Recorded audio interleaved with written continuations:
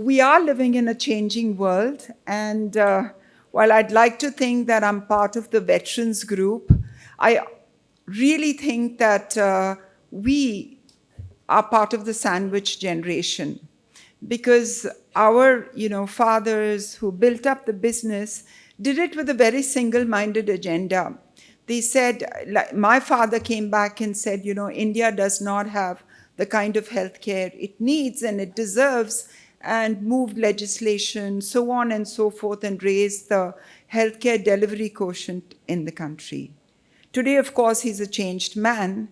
And when we speak and talk about strategy, my father, Dr. Reddy, who is 85, tells us, do whatever you can do to keep people out of hospitals. Earlier it was like, as a business, how do we grow? How do we add more beds and do things like that? And, that's the business. But today, a very clear mandate from leadership, and he tells us, keep people out of hospitals. So when we look at the SDGs and we look at health, we realize that the onset of disease is actually quite frightening. It's scary. And no amount of healthcare professionals, healthcare beds, infrastructure can really meet the onset of the disease patterns which are emerging.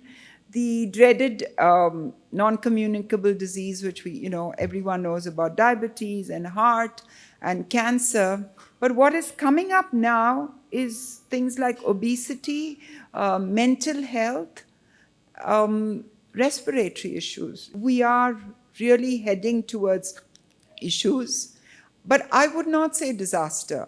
I would say that we are getting aware of issues, we are seeing what can be done, and if we find solutions, because the solutions are out there, that's when I think conversations like these are important.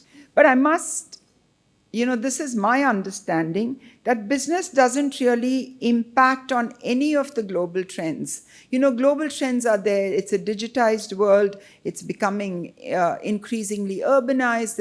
They're migrating populations, so on and so forth. But the thing is, these trends really show a shift in the way we run businesses. We have to think differently, and we have to see what we can do to see that if there is a migration, if there is a digital revolution, how can that really meet these 17 SDGs? And I'm sure it can be done, but I think it's a lot of sustained effort. It's a lot of focus on what we do. And that's why I said that, I belong to the sandwich generation, because what we do today and what we can do is what we leave behind as a legacy. Earlier we were taught, business schools told us that, you have to focus on shareholder value. You have to create shareholder wealth. You have to create wealth for legacy, for the future generations, which can then, people can build businesses on. But today, there's a huge change in mindset. When we sit back and think and we introspect, what exactly is shareholders' value? What exactly are we creating as stakeholders' wealth? Because if the planet is not green and we have natural disasters, we don't have air to breathe, what is the point if you say that my market cap is X billion dollars? It's really not going to matter anymore. So can companies, can businesses really change their focus? And when we come, all of us sit on boards, all of us run our own companies, and we spend a lot of time on corporate governance. We spend a lot of time on what the audit committee says. We spend a lot of time on the top line, the revenues, the margins, the profit, and then the street comes and it certifies us. So the way our stock performs is where the company performs. But in none of these discussions is there any kind of rating which says that you've been a responsible company. You have contributed to bringing down that issue of global warming. You have contributed to elevation of poverty and hunger. You have contributed to really safeguarding the natural wealth, which is really what we're leaving back for our future generations. And I'm not sure we're doing enough in that space. Companies are trying.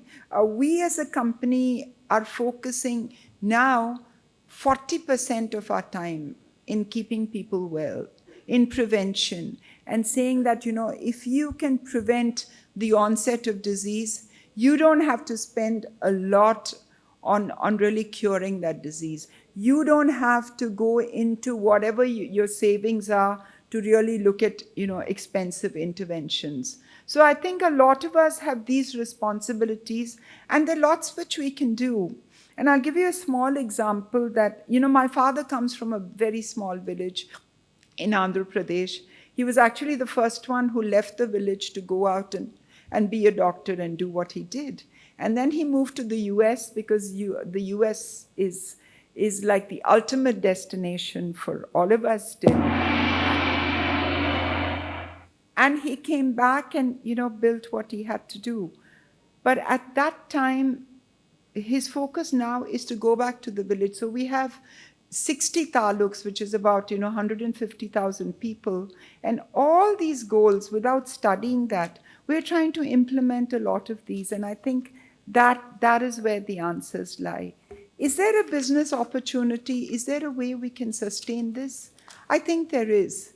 If we can focus more and more on outcomes, if we can focus on what we can do to really change the quotient of the SDGs, and how can we really make it healthier, cleaner, and a safer planet, I think we would have done a great thing.